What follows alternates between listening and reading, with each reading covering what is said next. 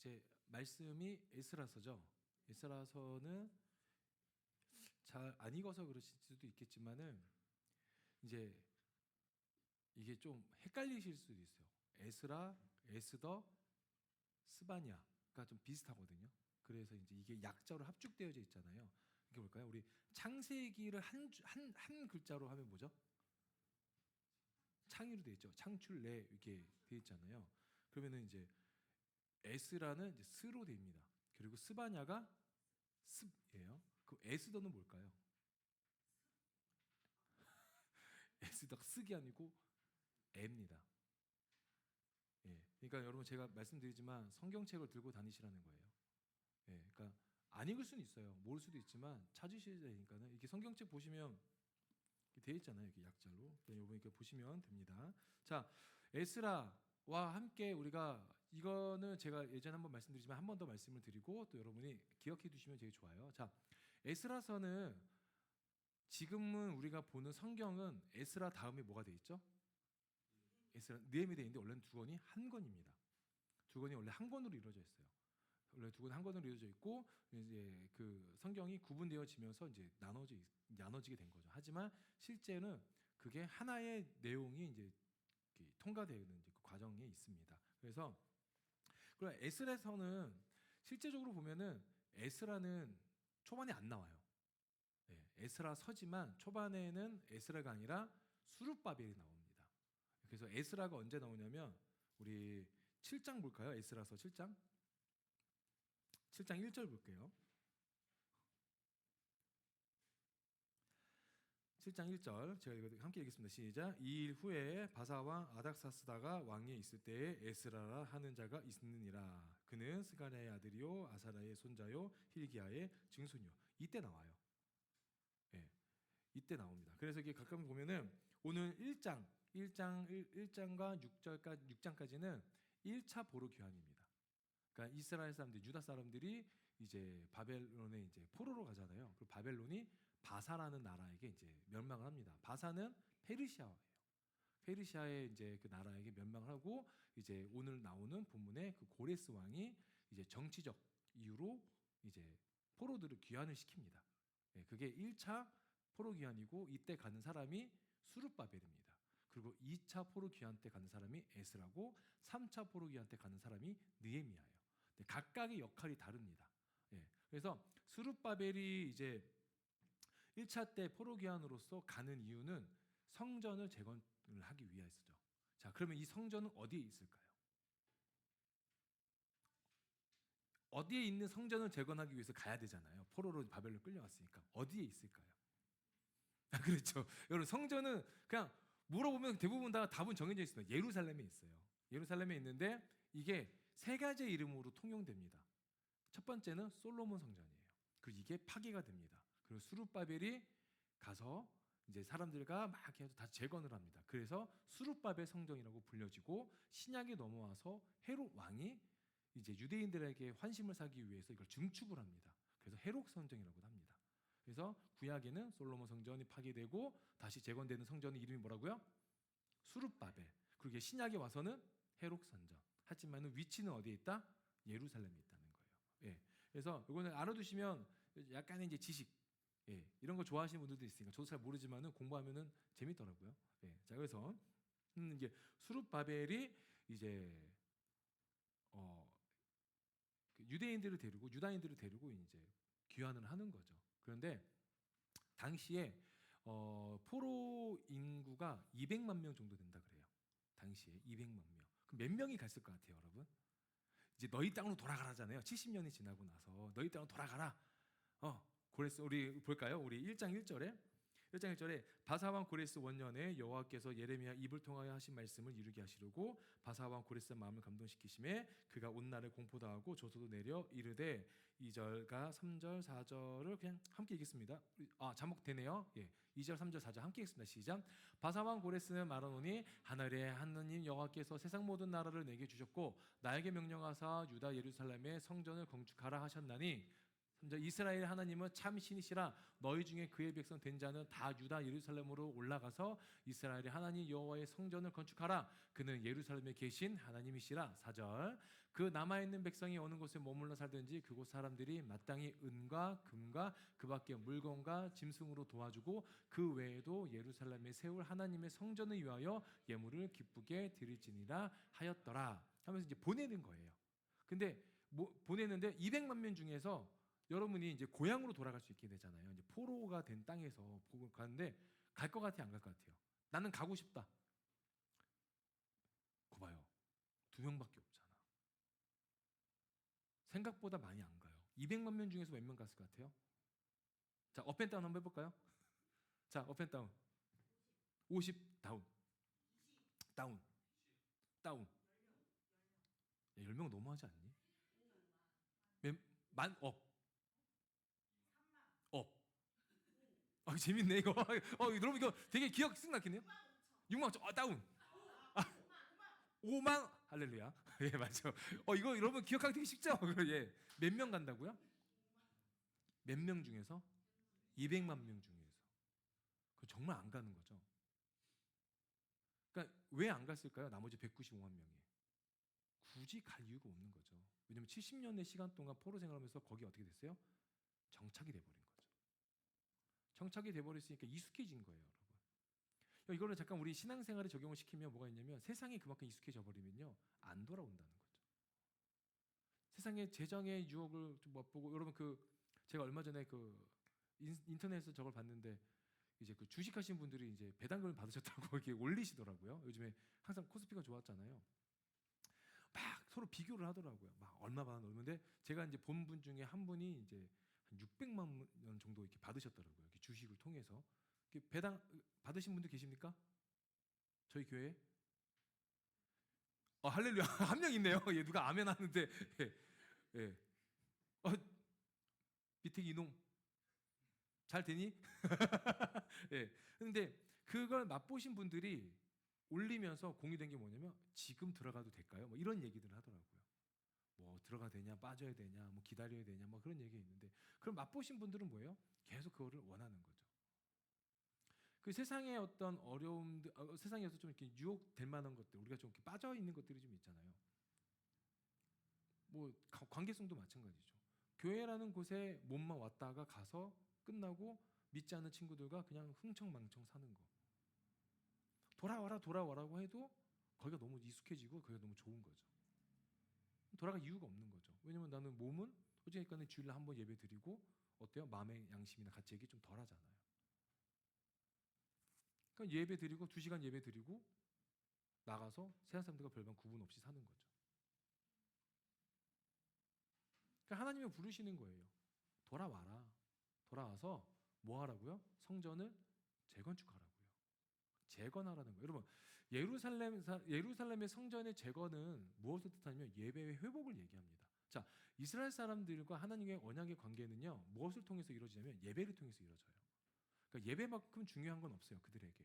그들의 신앙의 중심은 예배입니다. 그래서 절기, 7대 절기를 통해서도 예배를 드리잖아요. 유월절, 초막절 뭐 이렇게 드리잖아요. 그리고 이제 제사법도 있고 그 안에서 또 여러 가지로 또 이렇게 또 이루어지게 되는 거죠. 그러니까 예배를 드려야 되는 거예요. 그러니까 돌아가서 뭐 하라 그래요? 우리 고레스 왕이 우리 2절 3절에 우리 2절 볼게요. 2절 시작. 나에게 명령하사 뭐 합니까? 유다 예루살렘의 성전을 뭐 하라 그래요? 건축하라 그래요. 근데 여러분 여기서 우리가 오해하지 말아야 될 게 있어요. 우리 1절에 보면은 고레스가 이런 말을 합니다. 1절 볼까요? 바사 왕 고레스 원년에 여호와께서 예레미야 입을 통해 하신 말씀을 이루게 하시려고 바사 왕 고레스 마음을 감동시키셨대요. 이 내용만 보면은 정말 하나님이 하신 거죠. 맞아요. 하나님이 하신 거예요. 그런데 바사 왕 고레스가 뭐라고 표현하냐면요. 2절, 3절, 4절에 보면요. 3절, 4절에 이스라엘의 하나님은 참 신이시라 너희 중에 그의 백성 된 자는 다 유다살렘으로 올라가서 이스라엘 하나님 여호와의 성전을 건축하라. 그는 예루살렘에 계신 하나님이시라. 하면 4절에 그 남아있는 백성이 어느 곳에 머물러 살든지 그곳 사람들이 마땅히 은과 금과 그 밖에 물건과 짐승으로 도와주고 그 외에도 예루살렘에 세울 하나님의 성전을 위하여 예물을 기쁘게 드릴지라면서 왕으로서 명령을 하잖아요. 왜냐하면 하나님께 마음이 감동됐으니까. 왕이면은 최고잖아요. 하나님께 마음이 감동 주시니까 와, 이 내용만 보면 뭐예요? 역시 하나님은 대단하셔. 역시. 그러니까 이방 나라의 왕의 마음도 감동시키셔서 포로 귀환도 시키시고 성전도 재건축해 하시고 예복을 회복시키시구나. 맞습니다. 그러나 여기에서 봐야 될 게 뭐냐면 고레스 왕은요 정치적 사건에 정치적 게 깔려 있어요. 뭐냐면 너희 신을 내가 인정해 줄게 하는 거예요. 너희 신을 내가 인정해 줄게. 내가 너희 신을 인정해 주는데 너희 신이 나를 왕으로 삼으소. 그러니까 내가 너희에게 통치권이 있는 사람이라고 표현하는 거예요. 이게 볼까요? 이게 어디에 돼 있냐면 2절 다시 2절 재밌어요. 2절 띄워주세요. 시작. 바사왕 고레스는 말하노니 하늘의 하나님 여호와께서 세상 모든 나라를 누게 주셨대요? 내게 주셨대요. 그러니까 내게 주셨으니까 너희는 내 거라는 거예요. 그러면서 바사왕 고레스는요 다신교조예요. 하나님만 왕이라고 하지 않아요. 바벨론도 무너뜨렸잖아요. 바벨론에 있는 이방신들도 인정합니다. 주위에 있는 모든 이방신들이 인정해요. 그리고 각각의 포로들을 다 각각의 나라로 보내버립니다. 자유를 줄게. 근데 너희 신이 나를 섬겼어. 하나님이 나를 왕으로 세우셨어. 뭐 바알 신이 나를 왕으로 세우셨어. 뭐 이런 식인 거죠. 그러니까는 잘 봐야 돼요. 근데 재밌는 건 뭐냐면 그럼에도 불구하고 하나님의 예언이 성취됐다는 거예요. 그래서 1절에 뭐라고 하니까 예레미야 입을 통하여 하신 말씀을 이루게 하시려고 바사왕 고레스의 마음에 감동을 주셨다는 거예요. 하나님 믿지 않는 사람, 믿는 사람 구분 없이 일하십니다. 믿으십니까? 그래서 여러분 사람한테 잘 보여야 돼요. 맞아요? 잘 보이라는 게 아니라 사람들 관계를 잘해야 되는 거예요. 잘 보일 필요는 없어요. 하지만 잘해야 돼요. 잘한다는 게 뭡니까? 선을 베풀라는 겁니다. 선을 베풀고 긍휼함을 베풀고 또 그의 아픔을 어루만질 줄 아셔야 돼요. 제가 이제 그 주중에 외부에 있는 청년들과 조금 이렇게 또 연락하는 일이 좀 감사하게도 이렇게 있는데 한 친구가 이제 상담을 이제 공부를 했거든요. 공부를 하는데 제가 그 친구한테 예전에 한 말이 있었어요. 넌 상담하지 말라고 했었어요. 안 들어요. 상담자 우리 상담 공부하는 분도 계시고 또 이렇게 준비하고 분 계시잖아요. 상담자의 첫 번째 덕목이 뭐죠? 듣는 거죠. 경청이죠. 그 친구는 안 들어요. 저한테 상담하러 전화가 왔어요. 안 들어요. 목사님 제가 이런 일이 있는데요. 얘기를 해줘요. 그게 아니고요. 그래서 그래 그럼 뭔 얘기니? 아 그게 이렇게 해요. 그럼 그렇게 이렇게 하면 되지 않아? 그럼 목사님이 몰라서 하는 말이에요. 어쩌라는 거야? 왜 전화한 거야? 듣지도 않을 거며. 제가 그 친구한테 그랬어요. 상담하지 마라 너는. 너 첫째 듣는 귀가 없고 둘째 말하는 입도 없다. 듣지도 못하고 말하지 못하고 하면은 상담자가 될 수는 없죠. 내담자가 와서 얘기하는데 그게 아니고 이렇게 버리면 어떻게 돼요? 그래서 내담자가 A라는 걸 얘기하는데 그게 말이야 제 경험에서 전혀 다른 걸 얘기를 해요. 상담이 안 돼요, 여러분. 근데도 하나님은 믿지 않는 자를 통해서도 마음에 위로를 주실 수도 있다는 거죠. 그래서 믿는 자, 믿지 않는 자 구분지어서 잘하는 게 아니라 모든 사람들에게 선과 사랑을 베푸셔야 된다는 거예요. 그러면 하나님이 여러분의 행동을 통해서 그 사람 마음에 감동을 주시는 겁니다. 제가 전도사였을 때 이제 부교육자로 사역하는데 제가 이제 막 찬양 인도를 하고 있었어요. 근데 이제 그때가 이제 새신자 초청 예배였거든요. 믿지 않는 분들이 좀 많이 오셨어요. 믿지 않는 분이 오셨는데 그 찬양 인도 하고 막 여러분 저 나름대로 많은 분들에게 박수를 받습니다. 막 박수 받고 막 칭찬을 받고 명성을 막 얻는데 이제 그 다음 주에 갔는데 어떤 분이 저한테 선물을 주시는 거예요. 새신자로 오신 분이. 와 노래 너무 잘한다. 그래서 이제 감사하잖아요. 근데 또 컸어. 가지고 너무 감사하죠. 눈치는 보이잖아요. 다른 선배 목사님들 통해서 화장실 가서 뜯어봤는데 양주야. 양주예요, 여러분. 믿지 않는 분이 오셔가지고 노래 잘하니까 술 한잔 하면서 또 노래 연습 주신 거예요. 양주야. 어떻게 해요, 여러분? 거기서 깔 수는 없잖아요. 깐된다. 마실 수는 없잖아요. 그래가지고 이걸 어떡하지? 근데 그 심지어는 마음에 안 들면은 딴 거 바꿔먹고 영수증도 주셨거든요. 교환증이랑. 그래서 갔어요. 그 교회 옆에 또 양주 그 세계 지금은 없어졌지만 그 세계 양주 판매점 있잖아요. 거길 갔거든요. 30만 원짜리예요. 근데 바꿀 수가 없는 거 다 술집이잖아. 그거 어떻게 해야 되는지 모르겠는 거야. 그래도 그냥 집에 갔다 갔어. 와, 근데 드신 분 계시더라고요. 저희 아버지가 이제 뭐 이렇게 친구들이 분들 있습니다. 근데 제가 한 게 뭐냐면 감동을 먹으면 물론 내가 쓸 수 없는 거지만은 배품이 온다는 거예요. 제가 뭐라고 그걸 해주시겠어요? 그분들한테는 노래하는 사람이잖아요. 믿는 분들에게는 예배하는 사람이고 찬양을 하는 사람이지만 믿지 않는 분들은 그냥 뭐예요? 기타 치고 노래하는 사람이에요. 근데 그게 은혜가 되셔서 본인이 할 수 있는 최고의 선물을 해주신 거예요. 당시에 오늘 30만 원짜리 양 주면요 비싼 거죠. 그걸 본 사람이 없었으면 저도 어떻게 될지 몰라요. 근데 교구실에서 다 주셔가지고 그냥 먹지 않았을 겁니다. 아무튼 그런데 이제 여러분들이 만나는 모든 분들에게 좀 선을 베푸세요. 네. 뭐 돈이 있고 없고 이런 거 떠나서 그냥 베푸십시오. 하다못해 커피 한 잔이든 아니면 그 빵 쪼가리 하나라도 좀 나눠 드시면서 좀 선을 베푸시면 하나님 그분들 통해서 여러분에게 참 편안을 주실 수도 있고 도움을 주실 수도 있어요. 도움을 받으려고 잘하는 것이 아니라 내가 믿는 사람으로서 잘해야 된다는 거예요. 자, 본문 돌아오겠습니다. 자, 그러면서 이제 바사 왕이 이렇게 합니다. 뭐라고 얘기하냐면 이렇게 우리 4절 한번 볼까요?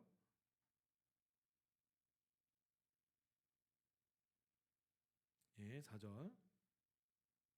4절 한번 읽겠습니다. 시작. 그 남아있는 백성이 어느 곳에 머물러 살든지 그곳 사람들 마땅히 은과 금과 그 밖에 물건과 짐승으로 도와주고 그 외에도 예루살렘에 세울 하나님의 성전을 위하여 예물을 어떻게 드리래요? 기쁘게 드리래요. 성전을 짓기 위해서는 기쁘게 드리래요. 그럼 우리 이거 내용이 어디에 하나 비슷하게 기록되어 있어요. 어디 있을 것 같아요? 출애굽 사건이죠. 출애굽 사건 때도 나올 때 다 가지고 나왔잖아요. 그걸 위해서 성전을 짓기 위해서는 이제 여기에서는 필요한 물품들이 분명히 있을 거 아니에요. 아끼지 말라는 거예요. 아까워하지 말고 기쁘게 예물을 드리라. 기쁘게. 지금 이 말 잘못하면은 여러분 헌금을 기쁘게 자발적으로 내십시오라고 인식이 될 수도 있지만 그 얘기는 아니에요. 그 얘기는 아니고 여러분들이 하나님을 위해서 헌신하는 마음이 있다면 마지못해 내시지 마시고요. 마음에 기쁨이 있을 때 감사함으로 드리라는 거예요. 감사함으로.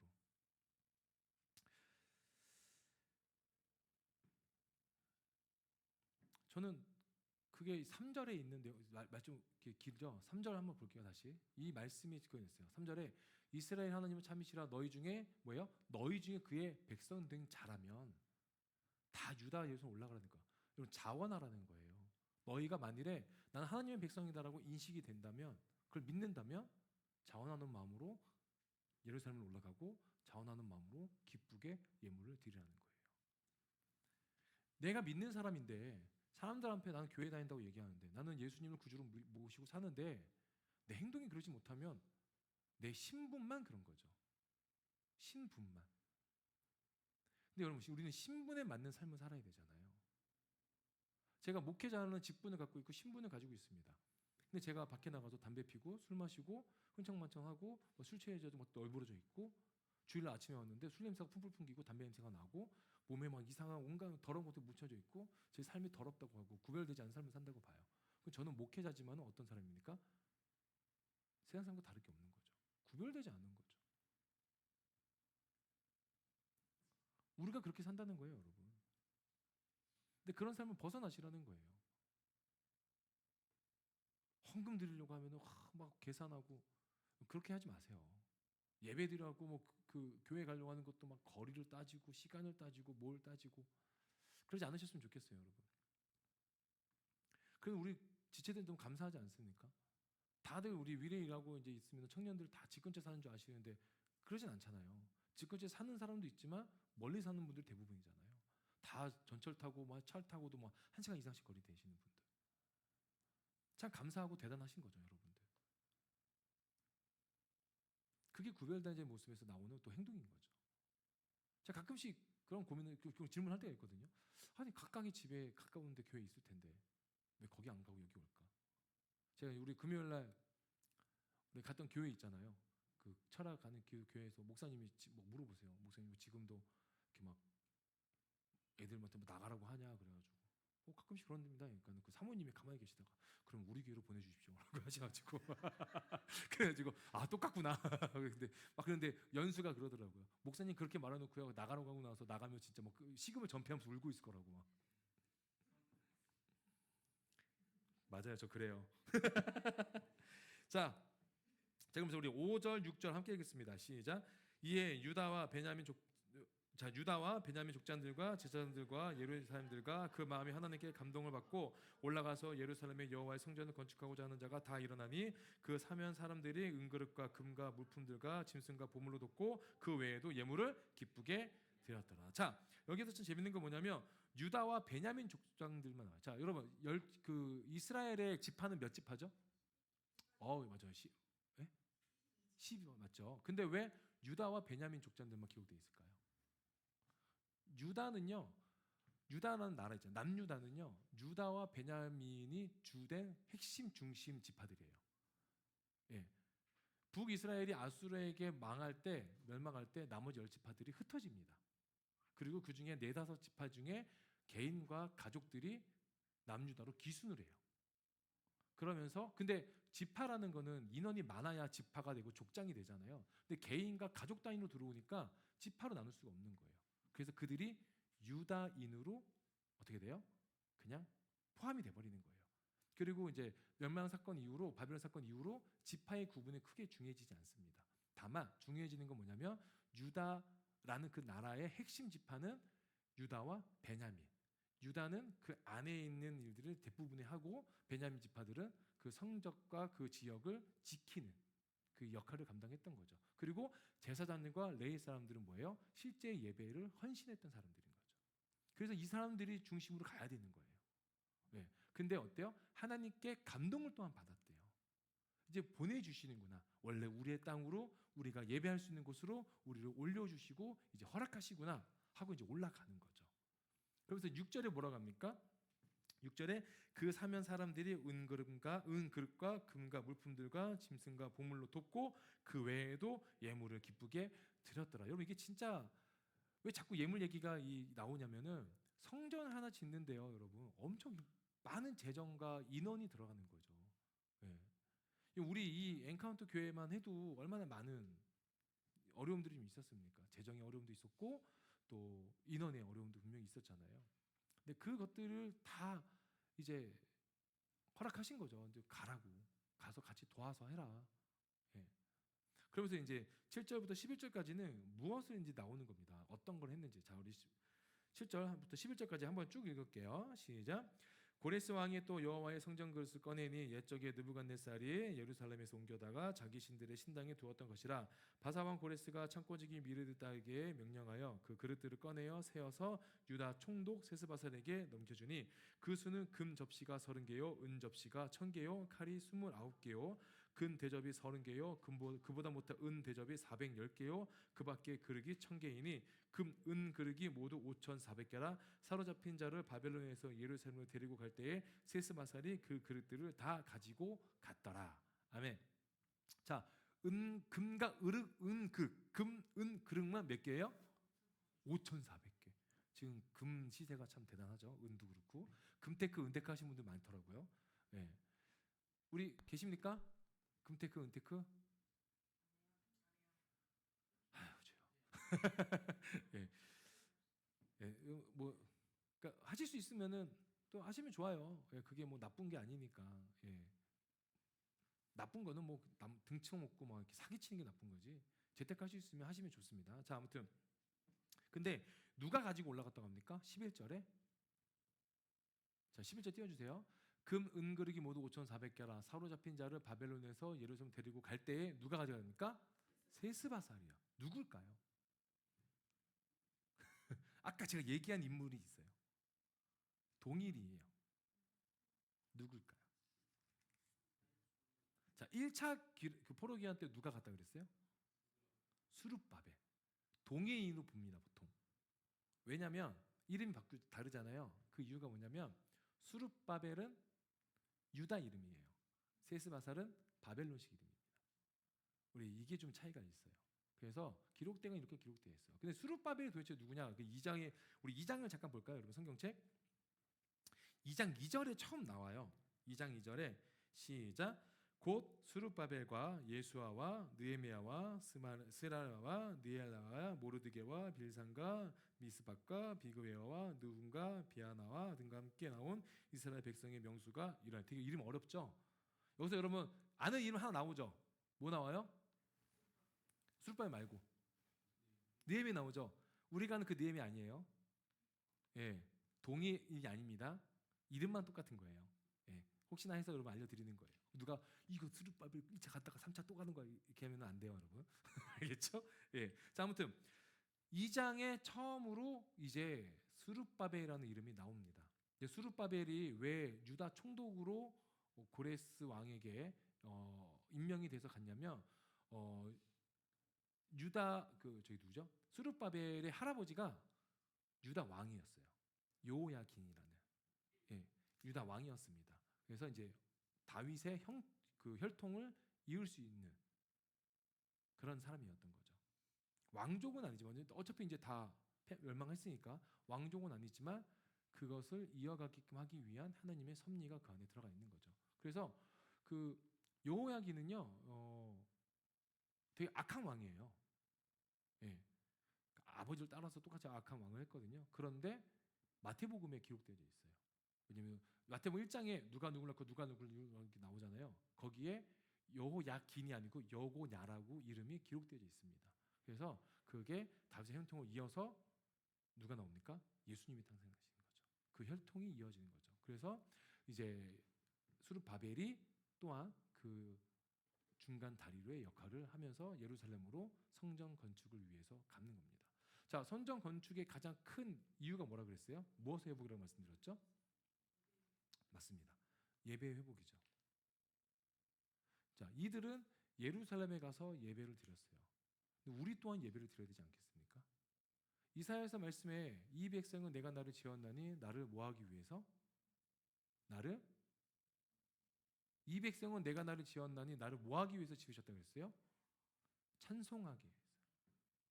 그러니까 우리의 창조의 목적이 하나님을 예배한다는 거죠. 우리를 지으셨던 가장 큰 목적은 그분을 예배하게끔 만들기 위해서 우리를 창조하셨다는 거예요. 그러니까 당시 이스라엘 사람들에게 그 창조의 목적이 사라진 거죠. 근데 그것을 다시 이제 회복시키기 위해서 예루살렘에 갑니다. 물론 중간에 많은 일들이 있어요. 그래서 이 에스라서와 느헤미야서까지 보면은 세 명의 리더십이 나옵니다. 첫 번째가 오늘 얘기 잠깐 나눴던 스룹바벨. 두 번째가 누구예요? 두 번째가 에스라.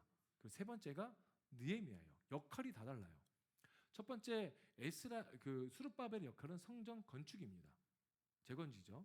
그리고 에스라가 얘기하는 에스라의 그 역할은 리더십의 역할은 신앙 개혁이고 율법의 양육이에요. 그리고 그들의 신앙을 정화시키는 거예요. 왜냐하면 70년 동안 바벨론에서 포로로 살았으면 이방신들이 이런 것들이 묻어나 있을 거 아니에요. 그것들을 정화시키는 거예요. 그리고 마지막으로 느헤미야가 한 건 뭐냐면 공동체 질서를 유지시키는 겁니다. 다 역할이 달라요. 하지만 중요한 건 첫 번째가 뭐예요? 예배 회복을 위해서 그 자리를 갖다는 거고 성전을 건축했다는 거예요. 여러분 이제 여러분 나중에 기회 되시면 아니고요. 여러분 지금 성경 통독하고 계시지만 지금 어디 하고 있죠? 성경 통독? 여러분들 안 하나요? 멈춰 계신 건가요? 잠시? 그러면은 네? 마태복음이요? 벌써 구역이 끝났어요? 개인적으로 하고 계신 거죠? 예. 그러니까 여러분 그 에스라서 한번 보시면요, 되게 허무해요. 되게 험하게 끝나요. 뭔가 건축하다가 막 이렇게 방해하는 것들도 있고 막 무너지고 막 그런 일들이 벌어지거든요. 그런데 재밌는 건 뭐냐면 그 틈마다 하나님의 일하심이 분명히 있다는 거예요. 틈마다 그 리더십의 색깔들도 다 달라요. 다 다르지만은 재밌는 거는 하나님이 그들을 통해서 성전을 재건시키신다는 거. 그 이유는 뭐라고요? 예배의 회복. 우리에게도 예배의 회복이 분명히 필요하다는 거예요. 저는요, 이렇게 연세 드신 목사님도 좀 대형 교회 목사님들 설교를 들을 때마다 그분들이 강조하는 건 그게 뭐였냐면 예배를 회복하자는 거였어요. 근데 저는 거기 조금 다르게 좀 방향을 잡고 있거든요. 예배의 회복은 예배 처소로 나오는 게 회복이 아니라는 거죠.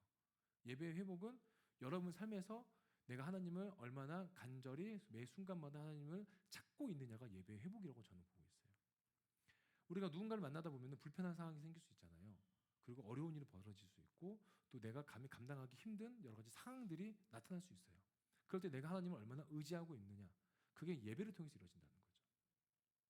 그러지 못하면 이곳에서 일주일에 한 번이 우리 예배 드리잖아요. 이곳에서 금요 기도회는 예배가 아니고 그냥 기도회잖아요. 그 일주일에 한 번 예배 드리는데 우리가 얼마나 전심으로 하나님을 주중에 찾고 있냐는 거예요. 주중에. 여러분 주중에 정말 열심히 하나님을 찾고 계십니까? 그거는 제가 느끼지 못하는 부분들이랑 여러분들이 이제 스스로에게 고백을 해보셔야 되는 거죠. 교회만 나온다고 예배가 되는 게 아닙니다. 이곳에 여러분 주일날 먼 곳에서 오시잖아요. 시간을 내고. 그럼 와서 무엇을 하고 어떤 걸 얻어 가셔야 되는 거잖아요. 근데 뭐 교제를 통해서 뭐 삶에 뭐 이렇게 지체들과의 어떤 상황을 공유하는 것도 필요하지만 무엇을 얻어 가셔야 됩니까? 하나님을 만나고 가셔야 하는 거죠. 하나님을 만나고. 제가 아까 찬양할 때요. 기타 줄이 끊어졌어요, 이게. 끊어졌는데 진짜 한 7, 8년에 한 번 정도 일어나는 일이 벌어졌어요. 뭔지 아세요? 끊어지면서 이게 끊어지면서 제 손 여기를 찔렀어요. 찔르면서 못 보셨죠? 찌르면서 뺐는데 피가 쭉 나더라고요. 못 보셨죠? 여기 피가 이렇게 흥건했었거든요. 피가 흥건해지면서 제가 찬양을 하면서 아픈데 이걸 어떻게 해야 되지? 다음 곡인데 난 어떻게 해야 되지? 하면서 이렇게 하는데 피가 막 이렇게 흐르더라고요. 그래서 제가 뒤에 있는 기석이를 봤어요. 기석이한테 휴지 좀 갖다 달라고 사인을 줬거든요. 기석이가 너무 오늘 감사하게도 저를 한 번도 안 봤어요. 계속 모니터만 보고 있는 거죠. 그래서 딱 했는데 뒤에 예림이가 또 있었잖아요. 예림이를 봤는데 예림이가 예배하고 있는 거예요. 아 어떡하지 이 피는? 내가 예수님도 아닌데 왜 피 흘리면서 예배하고 있지? 혼자 뭐 그 찬양에 30분 시간 동안 막 그러고 있는 거예요. 그래서 근데 그래 이 상황을 하나님께 감사함으로 드리자. 내가 드릴 수 있는 건 오늘 내가 드릴 수 있는 건 이 보혈은 아니죠. 피다. 그래서 이제 하나님을 예배했거든요. 아파요 여러분 아직도 피 조금 나오고 아무튼 요만큼 있지만 근데 그 예배하면서 제가 아까 예배하면서 주셨던 마음이었어요. 너는 요만큼 한 방울 피도 아파가지고 드리고 있는데 예수님은 너를 위해서 모든 걸 흘리셨잖아요. 여기에서 물과 피를 흘리시면서 우리를 구원하시고 찾으시고 살리셨잖아요. 이게 아깝냐는 거예요. 저에게 주셨던 말씀. 예배를 어떻게 드리겠다는 거야, 성문아? 우리 저거 했잖아요. 우리 두 번째 곡이 우리 마지막에 두 번째 곡이 내는 주의 영광을 보내였잖아요.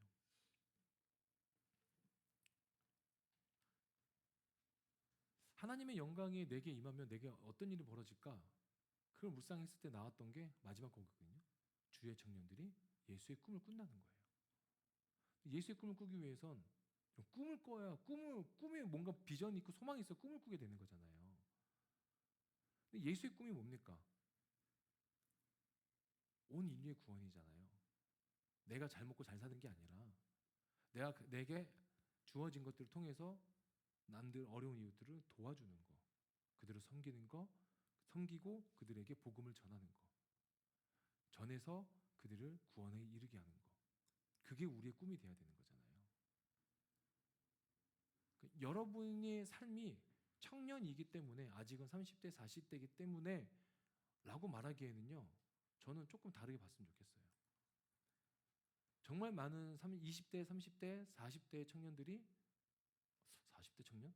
저 40대니까 40대 청년들이 정말 최선을 다해서 복음을 위해서 하려고 합니다. 정말 아낌없이 하나님께 많은 것을 내어드리려고 해요. 세상에서 핍박을 받고 세상에서 머저리라는 소리를 들어도 그들은 예수를 택한 사람들이 제 주위에는 있더라고요. 그게 여러분 안에도 있어요. 우리 교회에도 있어요. 근데 그게 잘 드러나지 않더라고요. 그게 아쉬움과 안타까운 거죠. 말씀 좀 정리할게요. 에스라서의 1장의 가장 큰 핵심은 그들이 귀환이다라는 게 아니에요. 가장 큰 핵심은 그들의 예배가 회복되기 시작했다는 거죠. 근데 내어드려야 된다는 거예요. 기쁘게 내어질 줄 알아야 돼요. 시간, 재정, 마음.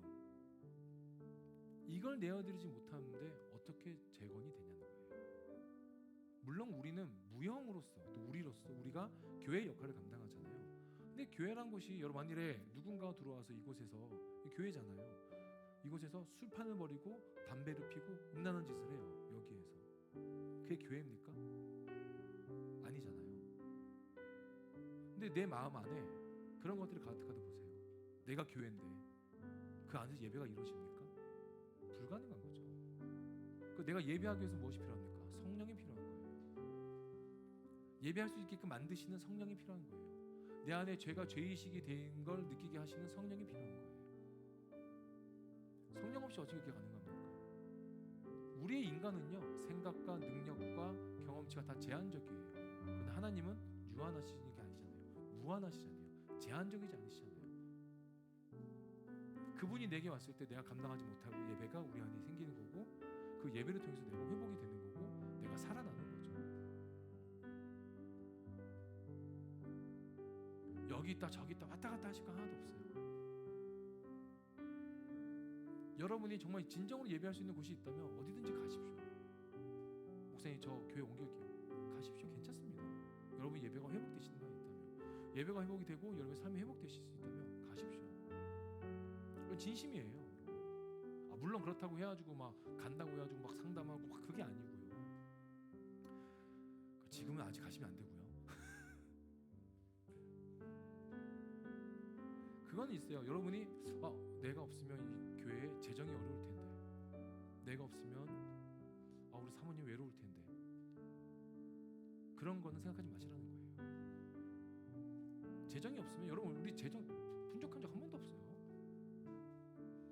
사모님 외로운 거, 사모님 너무 죄송한 말씀이지만 사모님 거의 평생 지금 저랑 같이 사역하고 결혼하면서 계속 외로웠어요. 저도 마찬가지고요. 그 관계성보다 예배가 중요하다는 거예요. 이 교회를 유지시키는 것보다 여러분 개인의 삶에서 예배가 회복이 되고 예배가 나타나고 예배가 드러나는 게 중요하다는 거예요. 그런데 왜 기도 안 하냐는 거예요. 그런데 왜 모임 안에서 공동체 의식이 없냐는 거예요. 3명의 리더십이 한다는 게 뭐였어요? 첫 번째는 성전의 재건축, 예배의 장소가 회복이 되는 겁니다. 두 번째는 그들의 율법의 교육을 시키면서 그들의 묻어있던 죄를 씻어내는 거예요. 세 번째가 뭐예요? 공동체 의식이라는 거예요. 우리가 하나가 아니다. 우리가 나 혼자가 아니다. 우리는 하나다. 우리는 한 마음으로 하나님께 예배해야 될 공동체라는 거예요. 근데 왜 누구는 미친 사람처럼 춤을 추고 왜 누구는 그냥 정신 나간 사람처럼 멍하게 앞에만 있습니까? 그건 하나가 아니죠. 내가 마음이 아파도 하나님은 예배를 받기를 원하신다는 거예요. 바쁘기 때문에 기도 못 하십니까? 그럼 그 바쁜 시간 조금 쪼개십시오. 기도하세요. 단 1초라도. 그러니까 1초 있잖아요. 아침에 눈 떠서 하나님 오늘 하루 주심에 감사합니다. 그러면 되더라고요. 오늘이요, 말씀을 길어서 죄송합니다. 오늘이 저희 어머니 기일이에요. 오늘이 제 어머니 기일인데, 제 어머니 기일 요 주간이 좀 저에게는 힘들거든요. 그 왜 힘드냐면 여러 가지 일이 있지만, 제 어머니가 응급실에서 대기를 할 때 혈압이 계속 떨어졌어요. 이제 폐혈증이 오셔가지고 떨어질 때 그 응급실 간호사가 저희한테 얘기했어요. 절대 물 먹이면 안 된다고 그랬어요. 물 먹이면 안 된다. 언제 어떤 검사할지 모르니까. 근데 저희 어머니가 5시간을 밖에서 기다리셨거든요. 여러분 폐혈증은요 1시간 안에 승합제를 넣어야 돼요. 5시간 지났잖아요. 어머니가 목을 너무 말라 하시는 거예요. 그래서 뭐 어쩔 줄 모르는 거죠. 남자들은 그게 좀 바보 같아요. 좀 안타깝고. 근데 앞에 기다리시는 어떤 여자분이 거즈에다가 물을 묻혀서 입술에 적셔주라는 거예요. 그러면 괜찮다고. 적셔드렸어요. 그게 어머니가 드신 마지막 물이에요. 그게. 제가 아침에 일어나서 꼭 하는 게 있습니다. 물 한 잔 마시는 거거든요. 근데 오늘 물 한 잔 마시는데 이게 너무 감사한 거예요. 물 한 잔 마시는 거. 제 어머니는 거즈에 물을 마시지 못하고 입술만 축이고 하나님 품으로 가셨는데 이 마시는 게 감사한 거예요. 여러분 이 감사가 얼마나 큰지 아십니까? 여러분 성전 재건축 후에 그들이 첫 절기를 드립니다. 에스라 그 수룹바벨과 그 사람들이 그 예배가 초막절이에요. 초막절이 감사의 찬양, 감사의 예배입니다. 광야에서 초막을 지키게 하신 거예요. 일주일 동안 예배를 드립니다. 오늘 하루 감사하십시오. 그게 그게 예배의 시작이고 예배의 본질인 것 같아요. 예배 회복, 하나님 막 열정적인 찬양 그거 아니에요. 그냥 하나님 감사합니다. 오늘 하루 눈뜨게 해주시면 감사하고, 물 한 모금 맛있게 해주시면 감사하고. 우리 오늘 간식이 라볶이인가요? 기대되십니까? 안 되신 것 같은데. 기대하십시오. 우리 사모님이 만두까지 가져왔습니다. 야끼 만두. 드십시오. 물론 사모님의 결제 다 했습니다. 그렇지만 많이 드시고, 그 먹는 거 여러분 그거 아세요? 매운 거 좋아하시는 분 위염 생기면 못 먹잖아요. 근데 오늘 위험 있으신 분 계십니까?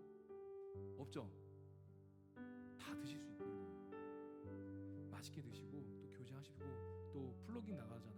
나가서 또 전도하시면서 복음을 전하십시오. 여러분이 알고 있는 예수님을 전하시기 소망합니다. 그래서 그게 예배가 되기를 소망하며 우리 말씀 기억하시면서 기도하시겠습니다. 기도합니다. 참 좋으신 하나님 아버지 감사합니다. 하나님